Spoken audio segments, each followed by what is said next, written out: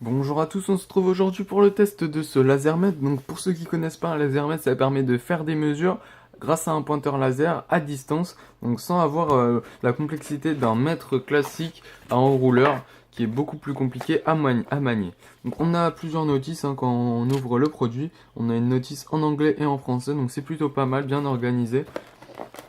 Alors on retrouve le produit, donc le lasermètre, on reviendra dessus plus tard. En dessous, la boîte, on retrouve une sacoche pour le transport, donc pour transporter le laser mètre. Voilà, donc vous pouvez l'accrocher à votre ceinture par exemple.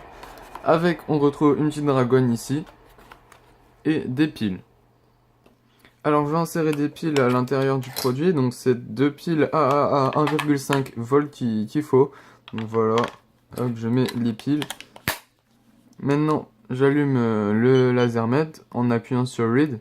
Donc là, comme on voit au-dessus, ça va de 0,05 mm jusqu'à 60 mètres. Bah oui, parce qu'en dessous, en fait, c'est trop petit comme mesure. Donc voilà, donc 60 mètres, c'est plutôt pas mal. Il y a aussi 70 mètres. Mais pour moi, 60 mètres, ça suffira. Alors, pour commencer une mesure, il faut appuyer donc sur Read. Le pointeur laser apparaît donc et vous pouvez appuyer sur Read pour valider la mesure. Bon, là, je vais pas le faire. On va se retrouver plus tard là pour le test. Donc alors là, je suis dans une pièce pour mesurer la longueur en fait d'un bout d'un mur à un autre. Donc alors, pour l'utilisation, donc je vais commencer alors pour appuyer sur Read. Pour commencer une mesure simple, là le pointeur laser apparaît.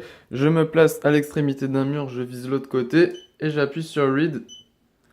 Et là, quand je regarde le laser mètre, la dernière mesure, donc c'est celle d'en bas, elle apparaît. Donc on voit que j'ai 3,062 mètres entre mes deux murs.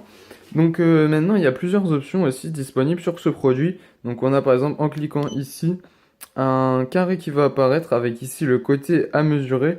Donc c'est pour calculer par exemple la superficie d'une pièce. Donc je vais le faire. Donc le côté le plus long, enfin à vue d'œil, après ça fait rien. Donc voilà, je vise l'autre côté. Donc voilà, j'ai ma mesure. Et maintenant, je vais viser ici. Voilà. Attendez, je vais recommencer parce que... Voilà, alors je recommence parce qu'il y a eu un petit problème. Voilà, j'ai fait ma mesure. Donc là, on voit que j'ai 10 mètres, on va à 11 mètres carrés. Donc voilà, 11 mètres carrés. Je peux aussi faire, donc regardez, donc là, un volume. Donc le volume d'une pièce en rajoutant la hauteur. Là, il y a le théorème de Pythagore pour mesurer des endroits inaccessibles. Par exemple, je sais pas, la hauteur d'un pont, d'un arbre. Voilà, d'autres types de mesures, d'autres côtés à calculer. Voilà, vraiment très bien, très beau, énormément de choses. Donc là, ici, on a un autre bouton. Vous voyez le petit dessin ici en haut à gauche. Donc là, on a un petit trait qui est en bas. Donc c'est l'endroit où commence la mesure en fait. Donc en gros, quand je vais le placer, mon produit, je vais le placer le long du mur. Et la mesure va bien commencer le long du mur. Et par exemple, si j'appuie dessus, elle va se placer devant et ma mesure commencera à la sortie du laser, juste ici. Et si je rappuie une autre fois, et ben je peux aussi faire jusqu'à la moitié du laser mètre, et ben ça va faire la mesure.